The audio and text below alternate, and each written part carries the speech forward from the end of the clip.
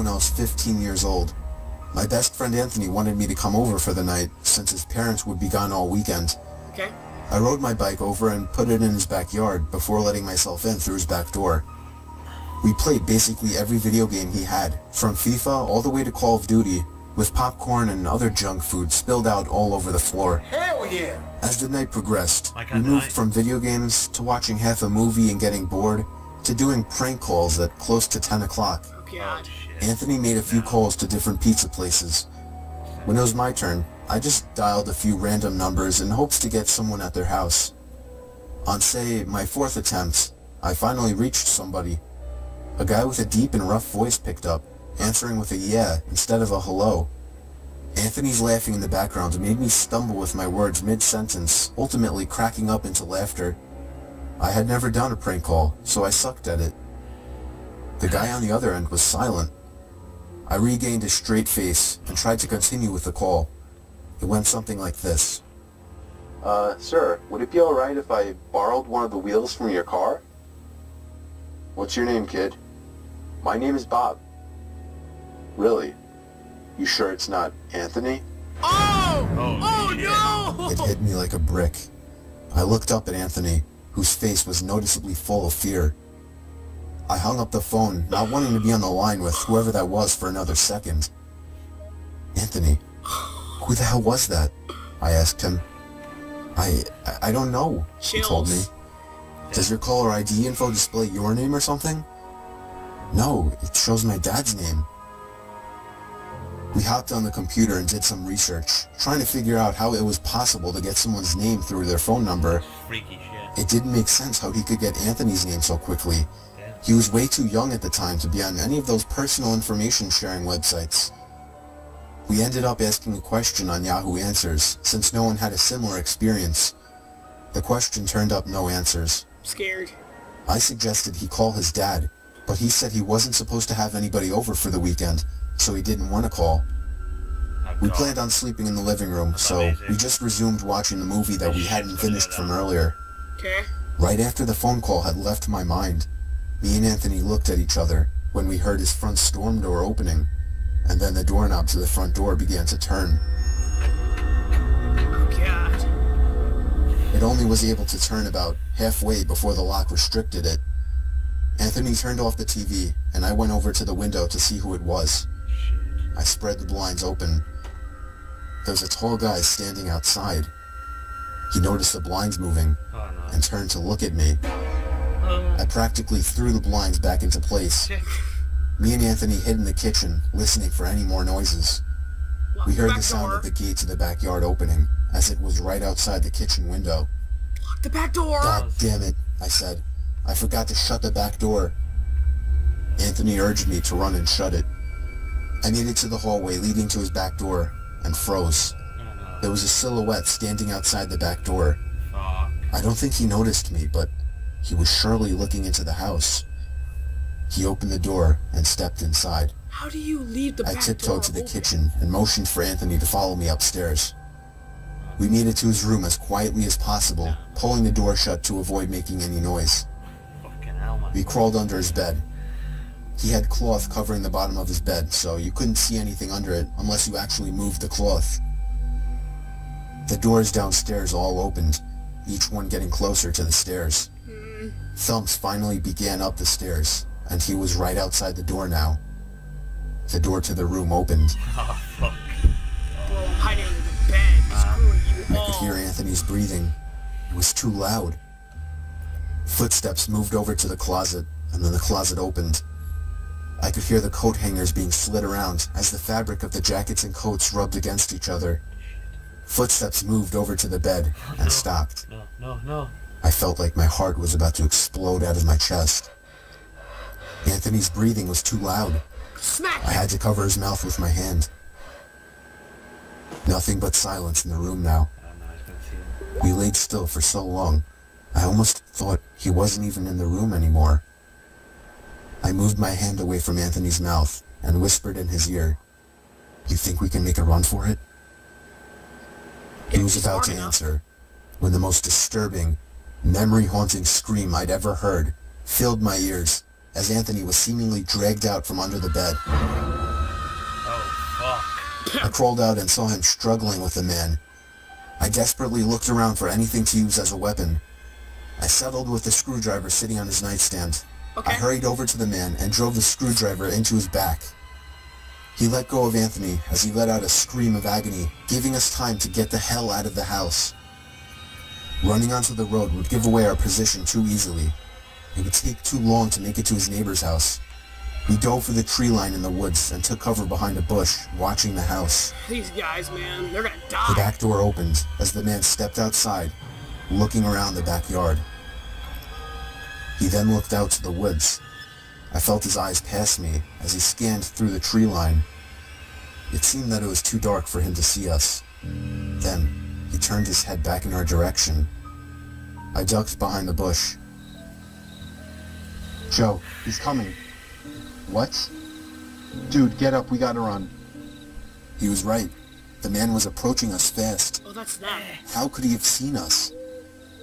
We ran through the woods with the leaves crunching under us, giving away our position. When Anthony tripped over something, I crouched down with him, hoping we had run far enough. Generic horror movies. Not even 20 seconds later, oncoming footsteps from the direction we were running from came fast. They slowed down only 2 trees away from us, as we lay face down in the leaves. Moments later, the footsteps take off in another direction. We waited until we could no longer hear them, and took off back in the direction of the house.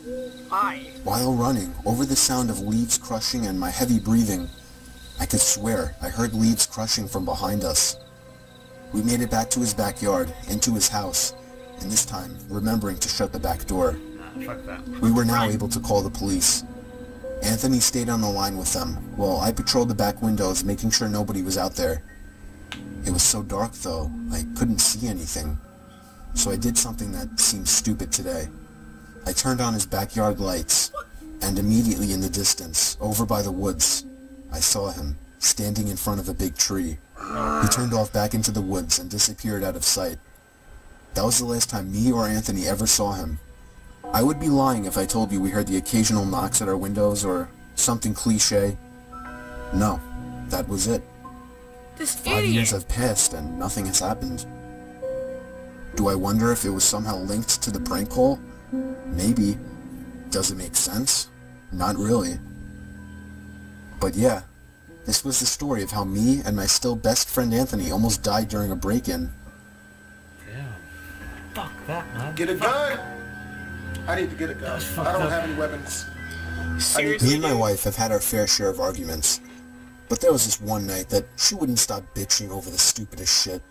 It got to the point where I forgot to put the toilet seat down, and she lectured me at the top of her lungs with an ear-piercing voice that I just couldn't take it anymore. I called my buddy Paul up, and he told me I could crash there for the night.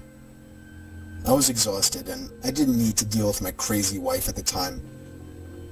Paul had a huge house, which was another thing my wife always yelled at me about, how all my friends have nicer houses than us. Started call mom. We had a few Why beers did and you had a say? bro chat. He suggested I stay there for as long as I needed, but I assured him I'd only stay for one night. I didn't want to be a bother. I slept in one of his guest bedrooms. Surprisingly, he has 3 guest bedrooms, God. but has only needed to use one of them so far. He never uses the other 2 bedrooms, and only plans on using them for a party or something like that. They're All hot. 3 guest bedrooms in the house are lined up next to each other, while Paul's bedroom is across the hall.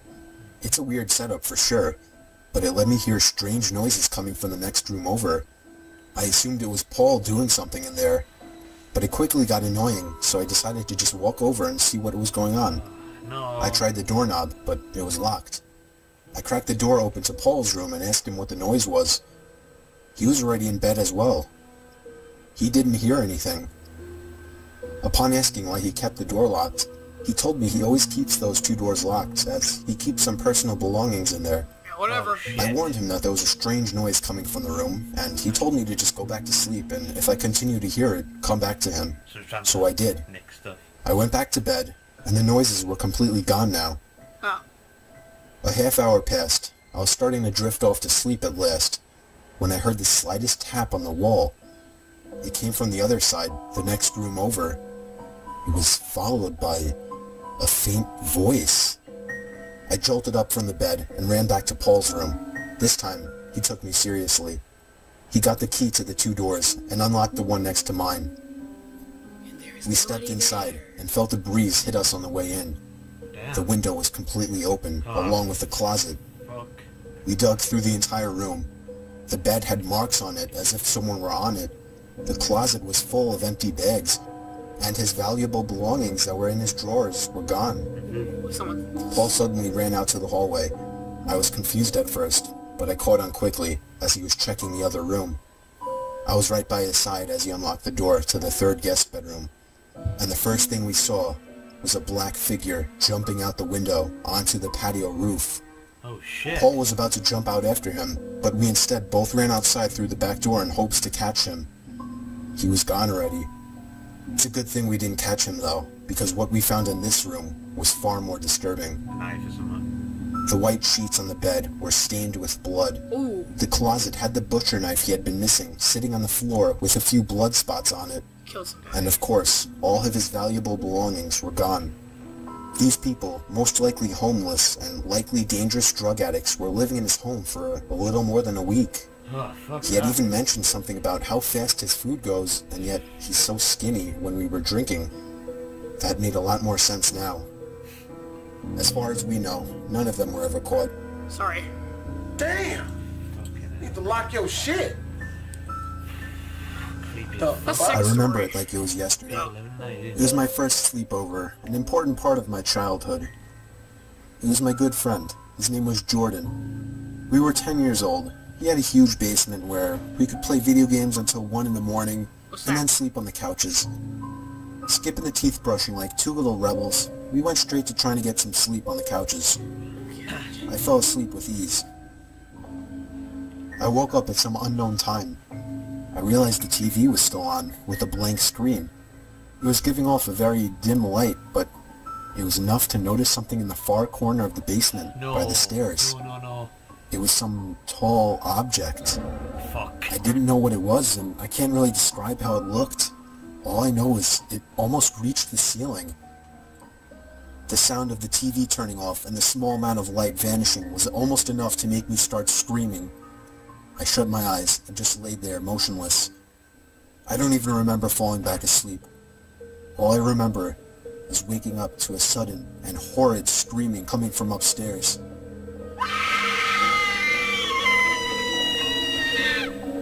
It was Jordan's mom. Oh god, fall back asleep. He Screw woke her. up as well, and we looked at each other before sprinting upstairs to his parents' room. His mom was sitting there crying as his dad was turning the room upside down looking for what she saw. He barged out past us looking for anybody in the house, but there was nobody in the house. No signs of entry or exit. I'm still friends with Jordan today, and the last time I've brought this up, he said his mom doesn't like to talk about it, It's getting closer. but she did once admit she saw a tall, dark figure standing by their bedroom door. It's getting closer. I'm undoubtedly sure that's what I saw in the basement that night.